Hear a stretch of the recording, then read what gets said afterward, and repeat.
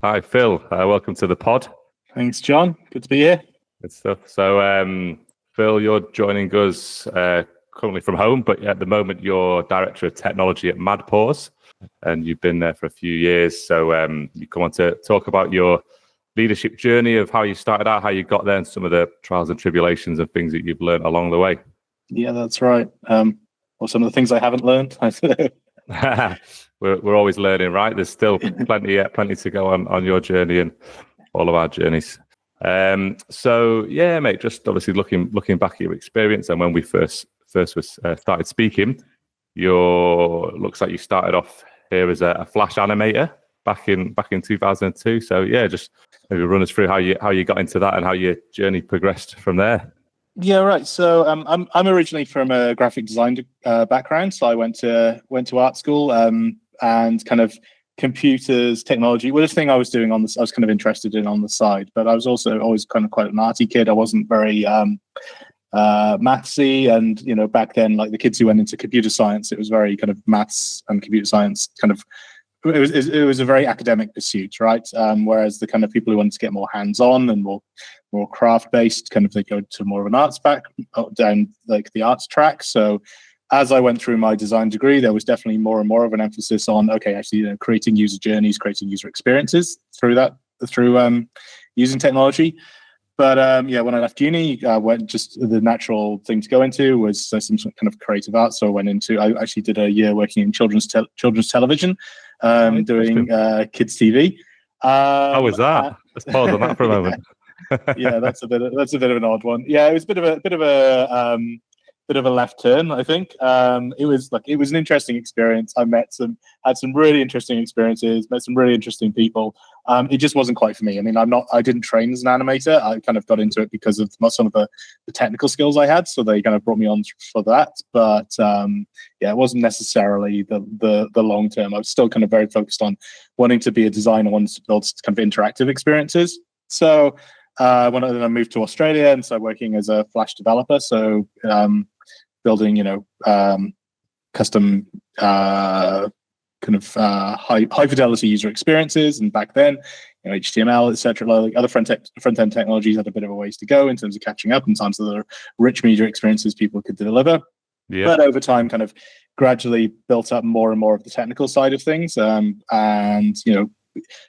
built more of an affinity for that. I mean, I kind of realized reasonably early on that one of the things I quite like about technology is it works or it doesn't to a certain extent, right? There's not so much room for opinion as you get certainly in the within customer experience and experience design, definitely, but with it but I'm quite happy to leave a lot of that to the designers and deal at least early on in my career, deal more with kind of bringing some of that stuff to life. So, that's how I kind of ended up on the track of then becoming a developer, senior developer, tech director, CTO, etc. Like that. So pretty normal kind of tech career progression from there on. It was more just the start was a bit unusual. What I think... So did you, Phil, go from that designer type of background into the development of front end at mass media? Was that the segue? Evolved? So I think there was actually previously I was working for a company. My first job in Australia was working for a real estate website company. So they were but we were in the kind of the back when there was all this kind of like very expensive development going on the northern beaches of Sydney, and building kind of flashy looking Flash websites for multi-million-dollar home developments.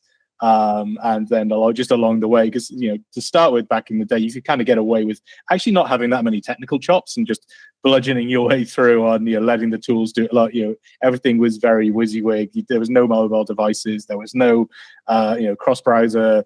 Wasn't really a thing you had to worry about with Flash. You just had to look good and perform reasonably, and you could have providing your skip intro / loading bar wasn't too excessive at the beginning of the website experience, you could get away with a lot. But that was good because it kind of gave, for me, because it kind of gave me the room to kind of actually deliver experiences while getting on top of the fact that I was kind of needed to brush up my technical knowledge along the way. But I think that's, look, it wasn't the most standard start to the game, but it also meant that it served me quite well later on in my career, right? So once you got kind of past that mid-level, like the further and further up you go up the ladder, the less and less it's about your technical chops, and more it is about communicating, really, and being able to talk to people, be able to have a discussion with the customer, a discussion with the business owners, a discussion with all the stakeholders, and translate things between different people's languages. And so coming from a background that's very much focused on that, is very much focused on turning people's wants and desires into something they can see in something a bit more tangible. That really then helps when you get further down the line into in your career. Yeah, 100%. I mean, it looks like it was at 2 and 2 where you really sort of climbed the ladder there from senior developer to team leader to tech director, and a lot's changed since back when you started there in 2008. What how was that journey at 2 and 2, going from senior developer up to tech director over a 7 or 8 year span, and like some of your learnings along the way there, I guess? Yeah, so I mean that career growth, and the reason I was kind of able to kind of extend that stay there as well, I think it was because the industry just went through so much change during that period, right? So when I started there, it was kind of very much off the back of Flash development, bit of game development, bit of kind of like educational games experience as well at that point, but everything was still Flash, and that was the period. The thing that really changed then was the release of the iPad. So we went overnight to Flash was just dead. It was never coming to the iPad, and if we wanted to recreate a lot of the same rich experiences in HTML and associated technologies, then you really had to it was throwing us in the deep end in terms of the stuff we had to learn. But sometimes those kind of rug pulls can be really good, and I think more and more it's become the case that as I've been hiring developers, people always ask me people would ask, like, how many programming languages does it take to go from a junior to more mid-level to a senior? It's like, it doesn't really matter whether you've got one or whether you've got 30. It's more about your adaptability to industry change, right? And and again, importantly, those getting those soft skills up, right? Like once you get past a certain point, actually, I mean, going from a mid-level to a senior to a team lead is just, again, it's all about communication skills. Once junior to mid, you're learning your trade, you're learning a craft, but as you get further and further along, I mean, as you may have noticed, an ability to speak to people is really what's needed. Yeah, I think that's what sets people apart, isn't it? From going from tech to leadership, is that communication skill, and a big one now, especially with the advances in technology and what's going on in the AI space, is critical thinking as well. But being able to critical think on top of that communication piece also. Yeah, and I mean, it was always important. Post COVID, it's incredibly important. We're like almost everywhere is working under hybrid rules now, if not entirely remotely. Us at MadPaws and previous companies, globally distributed teams now, you're not getting that face-to-face time with people, and so the ability to communicate becomes even more important when you actually have less and less face-to-face time with people. So the ability to get on a video call and get your point across and hear and understand what the other person is saying as well is way more critical than it used to be, I think, and I don't think that's going away. There's a bit of a push from some companies to go back to the whole 5 days in the office, but not a lot of them, and I don't think that's a lot of the work that's out there these days. And especially what that means is if you're trying to progress your career as well, you've got more limited times to get yourself noticed and get yourself in front of more of the leaders in your business, because you're not bumping into them at the water cooler as much as you've been before. So taking the initiative to kind of like drive some of those hybrid conversations and really high perform in that kind of environment, I think is way more important than it used to be. Yeah, for sure. I think it's one of those topics, isn't it? It's been talked to death on LinkedIn, the hybrid versus remote versus in office, and I think we've all established that it's different, fits different people differently, different stages of life. But yeah, I think the most common that we see is hybrid, 2 to 3 days. Yeah, companies who do 5 days struggle, sometimes question whether, if they're doing 5 days, they must be expecting people to leave, and do they mind if a few people leave because of that? Maybe not. It's like the Elon ethos, and Amazon have just done it recently, right? Yeah. I mean, like the conspiratorial minded amongst us might think that's a cheap way to run a redundancy round. But I think the fact is, if you can run your teams, if you're kind of moving up into that senior kind of team lead space, and you are better at kind of running and creating like team culture in a hybrid environment, that's great, because it gives your organization the ability to adjust their cost base, right? It means that they're not having to, if you're saying, okay, I've got my team, there's a mixture of people overseas and onshore, and we're all able to get along and communicate and get things done, then suddenly you become much more valuable, because you're somebody who the team can say, all right, well, maybe the roles that don't need to be onshore. We can focus more on hiring onshore for like senior technology, for decision makers, for people who need to be in the room with the execs, and also maybe for people who are kind of like being very in those kind of like product roles where they're kind of very hands-on with customers and trying to understand like the local customer environment, and kind of move a lot more of the kind of like, okay, we've done the design, we know what we're building, move more and more of that stuff offshore. Yeah, that's a great point. And helping a company, because you're helping a company tap into global talent pools. Yeah, and that's the market now, right? Is that global talent market? A lot of companies are doing that in the US. A lot of US companies are, touting talent in Australia, offering big US packages and making it work. I had a theory that, during COVID, like 2021, when it was the second lockdown over here, but they were starting to introduce back to office, and then that was becoming a bit more prevalent after COVID. That they might not have needed everyone to come back in, but I could just picture like these CEOs of these big enterprise companies down in Barangaroo. They've just signed a 2 to 3 year lease on an office, millions of dollars, and like there's nobody in it. And I could just like picture them at night, just like losing sleep over it. Yeah, absolutely. I mean, I met someone from a large enterprise this week who was saying that they've got a lease on. They had a lease of 3 floors in a building, but they've gone down to using 2 of them and subletting one. At the moment, there's probably a lot of empty space in down near Circular Quay in some of those office buildings, and I wouldn't necessarily want to be in property management in the next 3 years when some of those leases expire. Yeah, no, that's very true. Although the city, I must say, this year, coming into the city, I've been in there every day this week, lots of meetings, and it's the busiest I've seen it for a long time. Even on like Friday, like today, I went in for the morning and.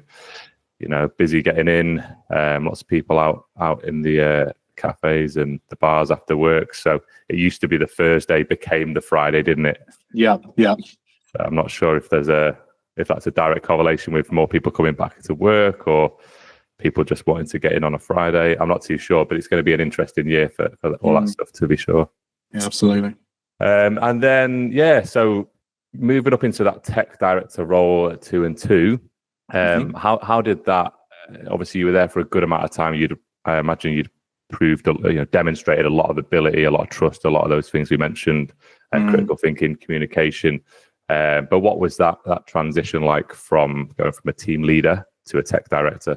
Well, I mean, increasingly, it's more about being customer facing at that point, right? So, kind of a team leader, quite often the customer or the business. I mean, 2 is a services business, right? So there's always some exposure at all levels to customers, but increasingly it becomes like, okay, well, more and more about meeting with customers, meeting with the various stakeholders and trying to design a technical solution and keep the team leads on track as well, in terms, because obviously you want the like engineers like solving problems, right? So that's kind of why everyone's in the game. So pretty much, yeah. when you kind of I think a mistake a lot of people in those kind of roles get to is they're like, well, I'm the tech lead now, so I need to be making all of the decisions and solving all of the problems.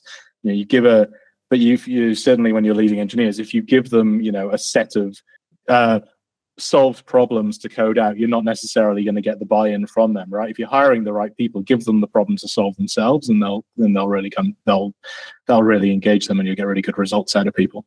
Yeah, 100%. We're all happy when we're solving problems, right? And engineers even more. Yeah, getting that little endorphin rush every time you kind of you fix something, and and then coaching the team leads as well, in terms of that you're solving customer problems is still solving problems, right? It's not necessarily a technical challenge, but kind of how do we kind of get that? How do you get that same buzz out of like, okay, there's a either in a services business a customer requirement, in a SaaS vendor, like how you solving your user requirements, and actually involving developers in that process, I think is really, really important, and allows kind of, especially now where we've got a lot of cross-functional teams. Cross-functional teams are great because you get a lot of rapid development out of them. The thing you've got to kind of bear in mind is that you don't necessarily, unless you're getting your ceremony, your kind of like your outside of team ceremonies, right? So kind of unless you've got the scale to have a full coaching and mentoring program, you might have one product designer, one product developer, one of each in a team. And so making everybody in the team feel like they're involved in the whole process, I think really kind of allows them to collaborate and work together well, and cover some of those gaps that maybe by having, like I said, having isolated skill sets in some of the smaller teams means then they might be a bit missing the wider group, rather than having, okay, this is our design team, this is our engineering team, like company wide. There's pros and cons to both sides. Yeah, agreed. And with moving into, I guess a lot of people listening are going to want to try and learn from other people's mistakes if possible. I feel like that's why I watch a lot or listen to a lot of podcasts. Is I want to see how other people have done it, see the blueprint, see where they've learned, and see if you can get there faster or with fewer mistakes. And I do realize we do all have to make our own mistakes as well. But it'd be great if if you could share anything that you learned along the way, that where you made some mistakes that when you look back you're like, well, I'm glad I made that, because it's taught me a lot. Yeah. So I think the common theme, I think, from like one thing I had to learn is like fail. There's this mantra in Agile, right? Fail early and fail often. But I think coming from an engineering background, that's quite often taken to mean, okay, well, build an MVP quickly. And I think learning that, and this is because engineers, like I said, this is the flip side of engineers like to solve problems. Engineers like to build things, right? The engineers have a golden hammer for everything, which is I can build a solution for this because I'm a clever engineer. And learning that sometimes the right solution is don't build anything, right? There might be some SaaS provider out there who's doing like 80% of the solution for you now. So buy versus build, and use a bit of human API to paper over the cracks, and maybe that'll kind of that with a bit of kind of more heavy customer research and getting into and having discussions with the end customer for a solution up front, so the end users, that will actually get you to the fail earlier quicker than building something. But I know, like I said, engineers want to build stuff, so you point them at the problem, and they will build you something. And sometimes that's not the right approach. Yeah, and I guess it's your role as a leader and a CTO or tech director to go, okay, that's great, but how does that drive commercial results, for the business?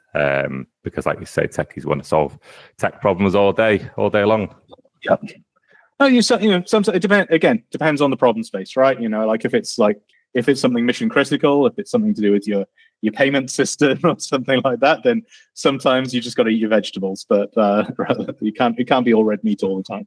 Yeah, you don't want to be getting those decimal points in the wrong place, do you? And then so you went to Cognisjet and Vitable after that, and these were CTO roles. So so I know Vitable's more of a startup, isn't it? But yeah, if you want to talk me through those roles and sort of why you made the decision to go there and how that sort of developed your career going into those CTO roles for Vitable being a smaller company. Yeah, I mean, look, I think at the time I was very interested in getting some chops in the startup space. Like I'd kind of grown with some growing companies, some scale ups, but it really was I think just an itch I wanted to scratch for a while to kind of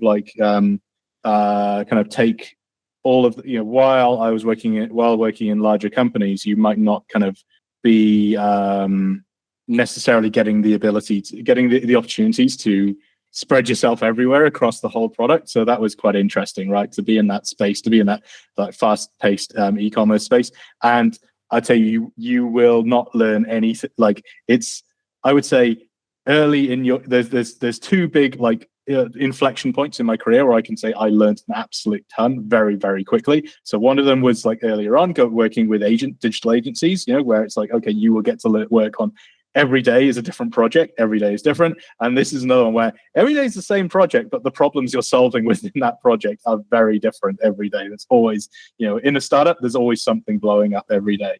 And, it's not for everyone because, it means, you've got to be comfortable with moving at that pace all the time and with that lack of support. But the rewarding part is seeing immediate change and immediate uplift from the changes you're helping to drive. So yeah, I would definitely recommend somebody give that a go at some point in their career. Yeah, and that's a great question, is knowing what you know now and some of the companies you've worked in and the type of roles you've worked in. And also, the way that the industry's changing and technology and that sort of stuff. If for more up and coming engineers, juniors, mid seniors, is there any type of company or space that you would recommend them to get into that would help them fast track their learnings? So like I said, I think when you're learning your technical chops, I would say digital agencies are probably the way to go. Startups are great for learning a lot of business practices. But I would say that if you don't have your communication skills on tap, that could be, and if you don't have your business communication skills up to speed, it can be very difficult to thrive in those environments. So I would maybe this is just, I'm not saying this necessarily works for everyone, but it's definitely, if I can look back on my experience, I'm quite glad I got my technical chops under wraps when somebody else was having the business conversations, and then kind of worked on those conversations, those soft skills, so that by the time I kind of moved into a startup environment where you've got a lot of non-technical people all trying to move at a very fast pace, you can more easily have those conversations. Whereas I can see that if I'd kind of gone into that kind of environment maybe early on in my role, I might not have had the confidence to have the discussions that need to be had in that environment. Yeah, makes sense. Okay. We touched on it earlier, but how do you typically maintain a good company culture in the way that you work in a hybrid working model at MadPaws? Yeah, so look, I think again, the ceremonies are just really, really important, right? So daily stand-ups, informal brown bag sessions, more formal showcase presentations, like making sure that there's more opportunities for contact outside of the water cooler because you're hybrid. Also, like I said, even if you've got people in Australia working with coworkers in Australia hybrid, you may have more and more members. You might see more and more members of your team who are from overseas. So, kind of creating a inclusive culture, being mindful of time zones and people's various public holidays as well. It becomes even more important. My Google Calendar is a crazy rainbow of colors along with there's a pro tip in Google Calendar. You can turn on all the public holidays for the countries for your coworkers. I'd really recommend turning that one on.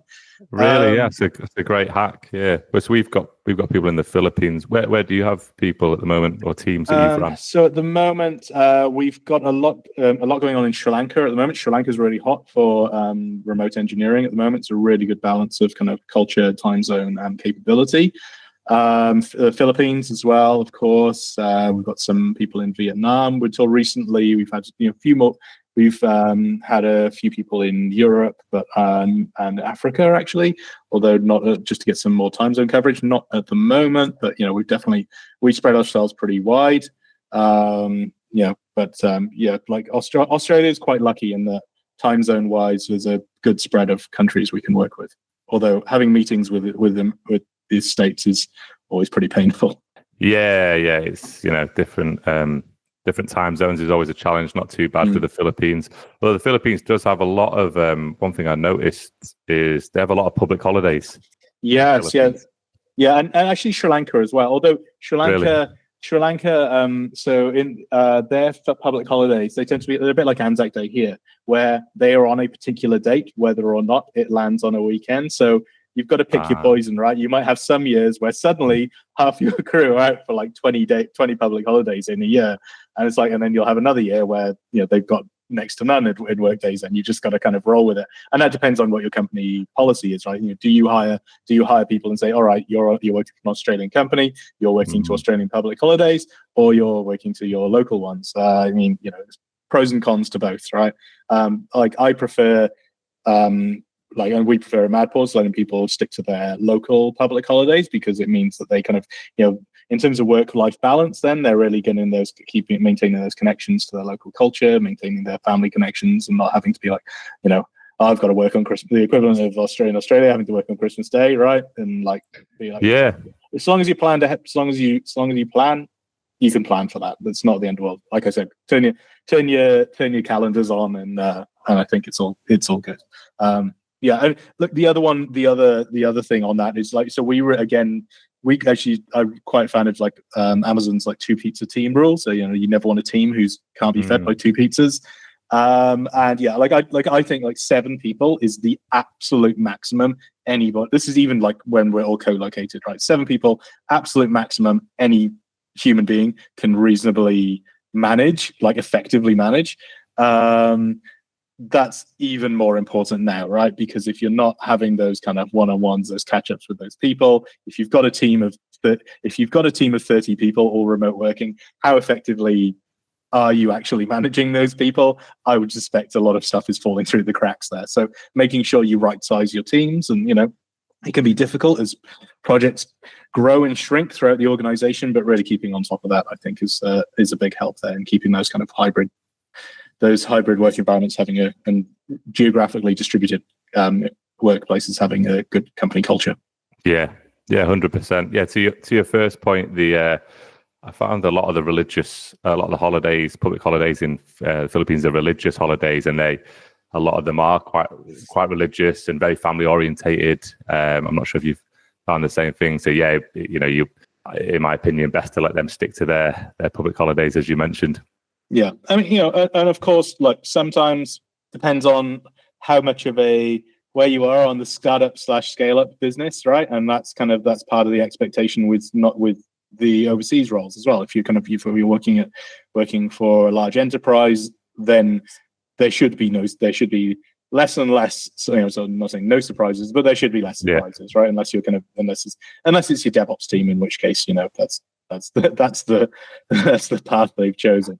But definitely it becomes, if you're working at a startup, expect to be called at any and all hours. Pretty much. And with the 2 pizza rule, that's the base Jeff Bezos one, isn't it? Yeah, that's right. Yeah, is that for both remote and in-person teams? You'd say? Yeah, absolutely. I mean, I think even more so for remote teams. you need to keep on top of not letting them grow to too large a scale, because you are not having you don't see the person either staying back working late or not coming in until 11 a.m. right? You don't see it, and there's less kind of opportunity for those kind of like those bits you miss like that, where it's kind of like, okay, I can see someone, just two examples. I can see when someone's struggling. I can see when somebody's had the same thing stuck open on their screen for like 3 days while they're swearing at the screen and getting stuck. I can, those the bits and pieces like that. Again, ceremonies. Just make sure you keep those going. Make sure you create an environment where people are willing to share the challenges they're facing, as well as the success and celebrating successes. I mean, this is, again, also goes to like, how do you maintain work-life balance, right? Lead by example, right? So if you're a tech leader, share with the team when you're stuck, share with the team when you're taking time off, share with the team that you're, I'm going offline to do some stuff with my family. That's okay. You creating a culture of like permission, but also transparency around that, I think is really, really important. So that people aren't feeling like, oh, because I mean, since we went to, I don't know about you, but I definitely found like when you went to when COVID first happened, people wouldn't switch off. You just be like, okay, this is great. I can work from home now and I can have my responsibility. But what you find is like nobody turns off. And this is the flip side of that kind of hybrid environment now, is like knowing when to turn off. So making sure that whatever you as an organization have agreed is the way you're going to run it. And if you haven't had that discussion, making sure you and the other business leaders have that discussion, making sure you demonstrate those values to the rest of the team, and making sure you live it. And you'd be like, okay, if we're saying we're down tools, then we are oversharing as a leadership team about what's going on, so that rather than telling people how, be the change you want to see in the world. That's a great point. Especially on the COVID times where we weren't switching off at all. Myself and Tom, we set Novus up in 2020 in COVID, and there wasn't much hiring going on in the first 6 months. But Jan 2021, the market boomed. We had the big tech boom, but we were still, the borders were closed, as you remember, and we couldn't leave our 5K radius.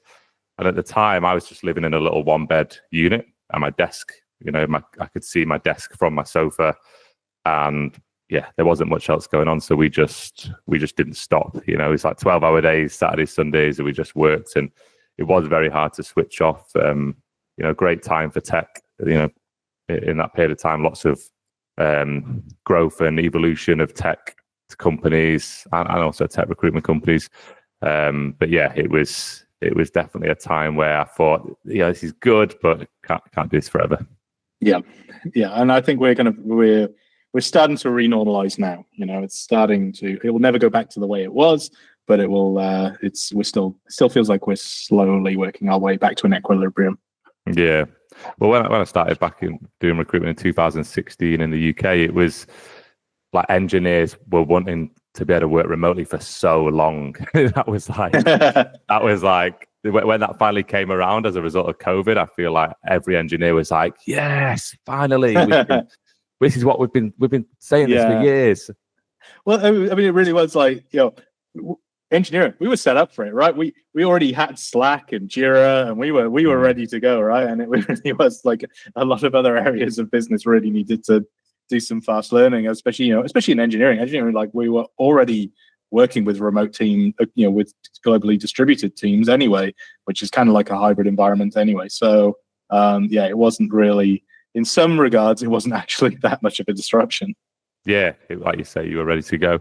I've spoken with a few people recently who have sort of flipped the other way, and they're like, look, I'm looking for a company that is actually more in office. This is even engineers and QAs and people like that. I'm looking for a company that is more in the office because, as the reasons you mentioned, they're still not able to have that clear divide. They want to be able to go to somewhere where they can separate work from home, and a key way to do that is definitely environment. Even with home working, it's good to have a different room. This is where you sleep, and this is where you watch TV, and this is where you do your podcast or your work. So yeah, and now there's some people who are like, I want to be able to go so that when I leave the office, whatever time that is, I've stopped working.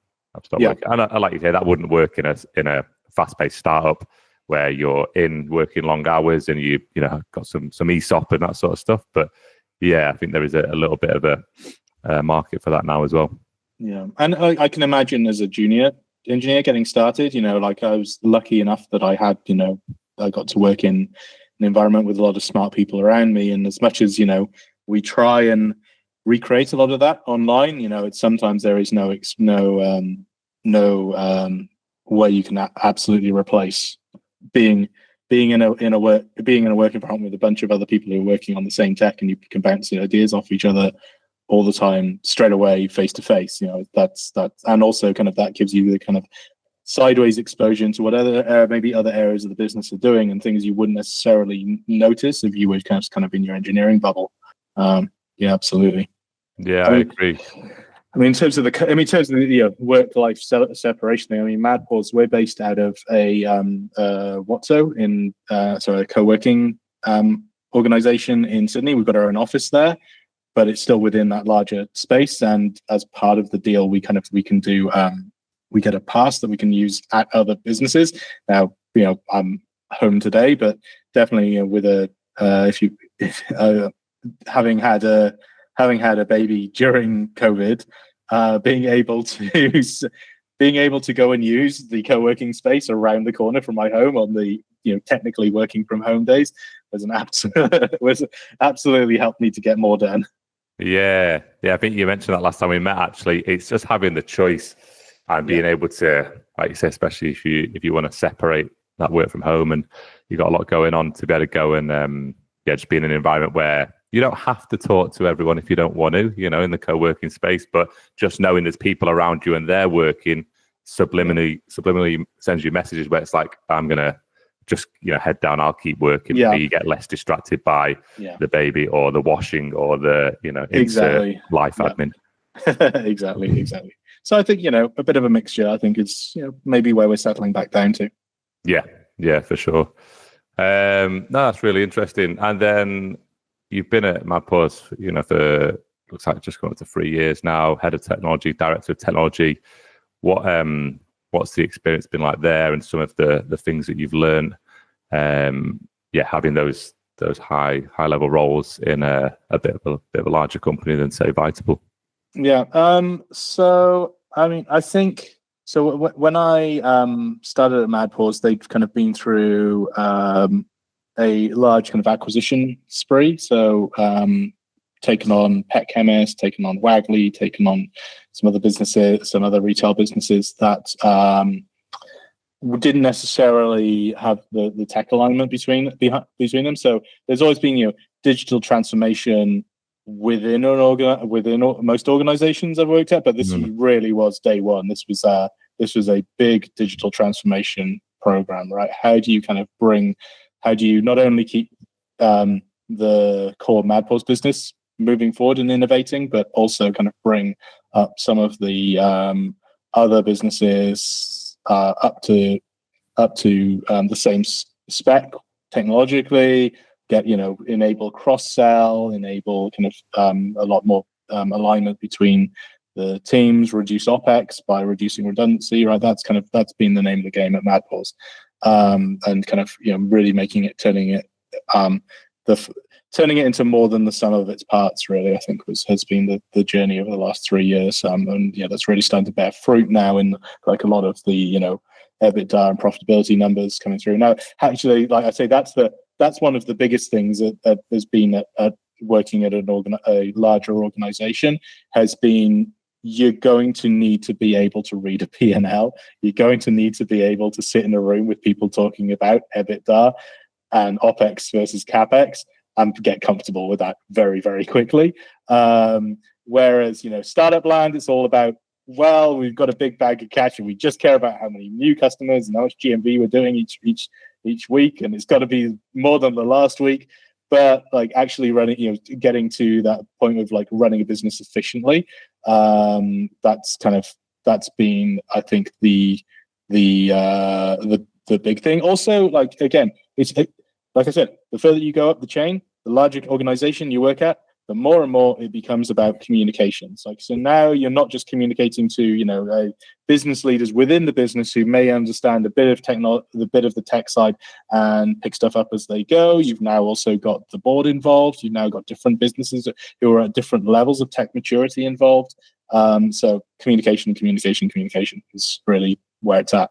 And with all that stuff, how did you navigate that? Did you just go, I'm just going to do the reps, I'm just going to get stuck into the meetings, I'm going to learn as I go? Or did you, did you have mentors? Did you look for external courses or help around some of the more business stuff, that more tech-minded individuals might be able to do? Look, I've been really lucky at MadPaws in that there's, across the whole executive and across all the, people who are in different areas of the business, everyone's maybe this isn't just MadPaws. People love talking about what they do. If you've got a good team, they will love talking about what they do. If you've got a good finance team, they will more than happily coach you on on reading a P&L. So really, I think it's about not being too defensive about what you don't know, right? And not trying to bullshit your way through. To be honest, be open about what you don't know, because you've got to have the confidence that they've hired you for who you are, and assuming that their hiring practices are correct. But especially at that level, you have a lot of conversations with people as you go into an organization like this. So I don't think there's too many surprises around when you kind of get into an organization like this. So then no one's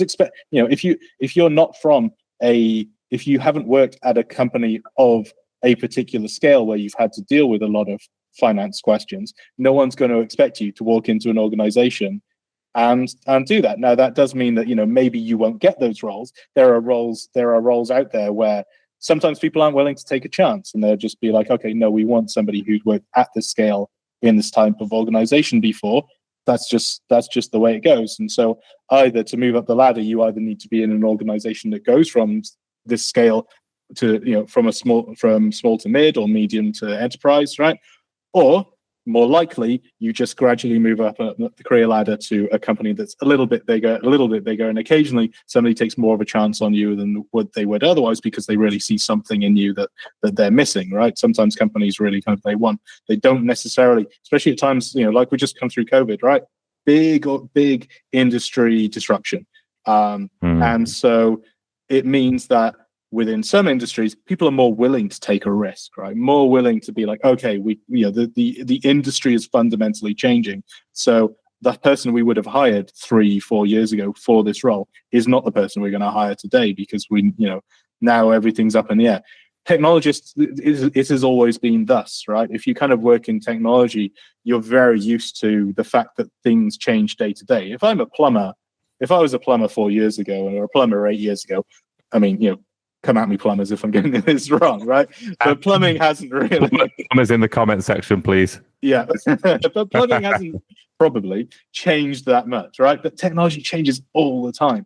And so if you can demonstrate your adaptability to that and your responsiveness to that and your communications around that, it means that you can actually kind of go up the career ladder, because people will see that, okay, here's some I can see for the last role. You can talk to me. You can tell me a story about, here's a thing I didn't know before this job, and here's what I did know after it. Here's the thing I didn't know before this next job, and here's the thing I did know after it. And you demonstrate that. You demonstrate that flexibility, that adaptability, that ability to learn. Then people are going to be okay with you coming on and saying, okay, here are the things I don't know, because they're hiring you for the things you do know and the things you can learn.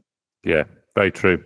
What are your thoughts on some of the emerging techs now? I guess, like you mentioned with the plumber analogy, like tech's moving a lot. So you've just, as you mentioned, had a baby. You've got a little one. What advice would you give them when they're growing up as to what to learn or what to focus on? Because I imagine that's changing a lot. Become a plumber, because AI is coming through everything else. There you go. Yeah. Because we mentioned at the start of the pod, a few years ago, people would have said, the advice probably would have been learn how to code, and then now you've got Zuckerberg on Rogan's pod going, our mid-level engineers are going to be you know, there's going to be no such thing in a few years. So yes, it's very interesting. I wonder what your thoughts are on all of that. Yeah, look, he's definitely he might be right. He is also selling AI, so so very true, very true. Be careful. Look, I definitely think a lot of that. The thing is, it's not necessarily there. I think a lot of those AI tools, they're not there to necessarily replace roles. They're there to support roles, right? It used to be, if you were digging holes, you used to dig holes with a shovel, and now you've got now the machines are doing it for you, and you're driving them around, right? Same thing here, right? It's like, okay, you're not necessarily going to be cutting code. Pretty much everyone's using GitHub Copilot now, ChatGPT to write SQL for them. But you still need to know when it's giving you the wrong answer. You still need to know what question to ask it in the first place. And again, back to how do you move forward in your career? And again, communication, discussion, understanding customer requirements, and turning those into the thing that should actually be asked of the thing. Absolutely. I mean, AI is getting, I wouldn't say too much attention, but it's definitely getting a lot of attention right now, right? See every other podcast in your podcast feed for that, right? But I think what maybe is not being necessarily talked about enough is like how AI is impacting technologies that were already around that maybe weren't kind of supercharged enough. So, like say MadPaws, we're getting huge. We're seeing huge innovation around upskilling people from non-technical backgrounds in how to use things like low-code and no-code builders to build dashboard tools and build out tool sets to allow for fast iteration on back-of-house operations. Same thing with things like reverse ETL tools, so pumping your stuff from your data warehouse into your CRM platforms, right? That's another big one. And before, that would have been maybe a bit more of an ask than it was now, because it was like, okay, well, I can kind of do a SQL course, but it's going to take me a while to get up to speed on that. Now it's like, okay, here's ChatGPT. You just tell it what you want. Here's a bit of understanding of the data warehouse. Here's how to, here's your basic SQL course. And actually, people can get really, really far with that. And we've seen really big things happening there. And again, it's not necessarily AI is the supporting tool, but it's unlocking all of this hidden capability in all of these tool sets, in all these tools that already existed. Low-code builders existed for a while.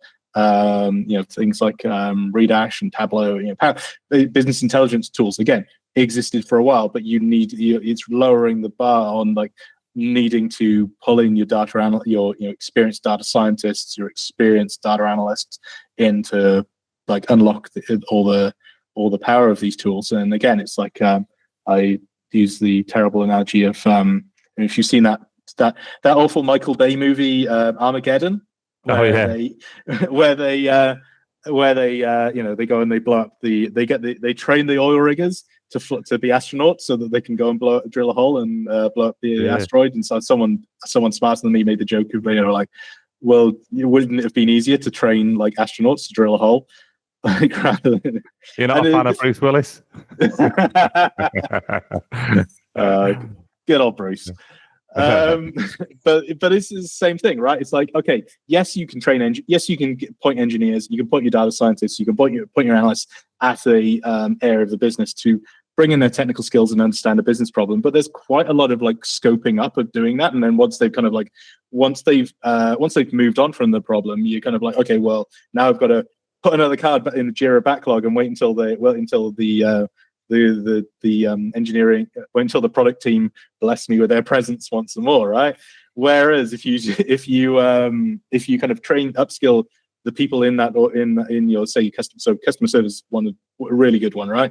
If you train customer service agents who are doing, quite often there's people in CS teams who are doing a lot of analysis now anyway, right? They're doing analysis on spreadsheets, and they're muddling through with the whatever tooling they've got in order to solve customer problems. If you put this power into their hands and give them better training, suddenly they can solve their own problems, right? And suddenly you supercharge the business. And again, these are tools that are already there, but the AI layered on top of that, I think, is what really is becoming a bit of a game changer at the moment.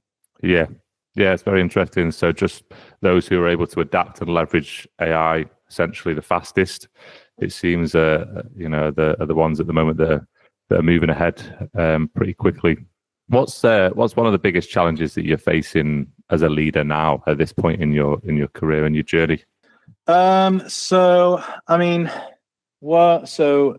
from a business point of view, I think one issue I think a lot of people are having to balance is over AI intervention. I can't quite phrase that one, but basically, it's never been easier to generate endless content, right? And it's never been easier to turn an absolute fire hose onto your customers and overwhelm them with too much content. So really kind of like focusing on like, thoughtful curation and meaningful customer interactions.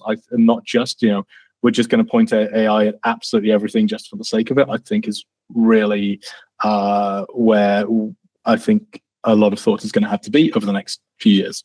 Yeah, it's very true. It's getting very easier and easier by the day. New technology coming out.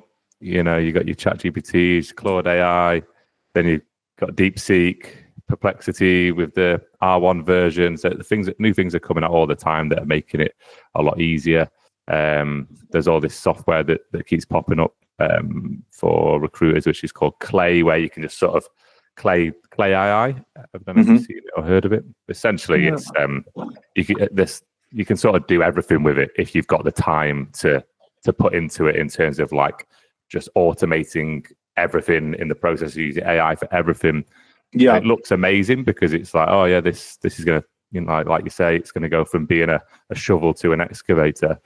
But I just think, if everybody's doing the same thing, it's just going to create more noise and more spammy type feels to it. Whereas I'm all for leveraging AI. We're looking into that massively, and we'll use it where we can, obviously.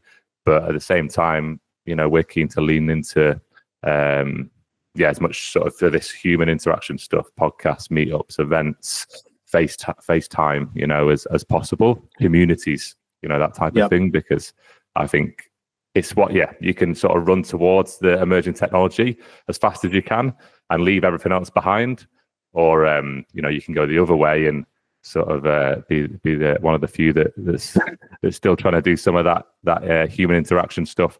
But yeah, if you can get a blend of both, that in every industry, I think that's going to always give you good results, right? Yeah, absolutely. Just keep talking to your customers. Talk to AI, but keep talking to your customers as well. Keep having those video interviews, those face-to-face interviews. Your customers or stakeholders, etc. Just make sure that doesn't go by the wayside. Yeah, 100%. Mate, is there anything else, Phil, that we've not covered, do you think, on the pod so far? It's been a great conversation so far, but is there anything that we've not covered that you think, any bits of wisdom or learnings or advice you can give to the future leaders that are hopefully tuning into this? Oh, it's really that's putting me on the spot. Look,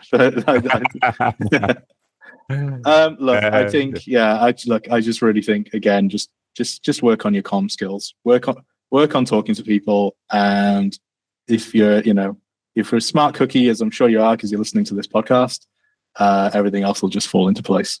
Oh, awesome. Well, look, that's great, Phil. Thanks for coming on. I really appreciate your time, especially on Valentine's Day. I feel flattered and honoured. Yeah, you didn't buy me flowers, John. They're in the post. But yeah, look, appreciate you coming on. You've been very interesting guest to speak with. You've obviously got a lot of wisdom and knowledge in this area, and I can tell it's not you're still on that journey. You've got a lot to give, a lot to go as well. So we'll obviously keep in touch. It'll be interesting to see how you progress into future roles as well. Awesome. Thanks a lot, John. Thanks for the conversation. Cheers, Phil. Bye.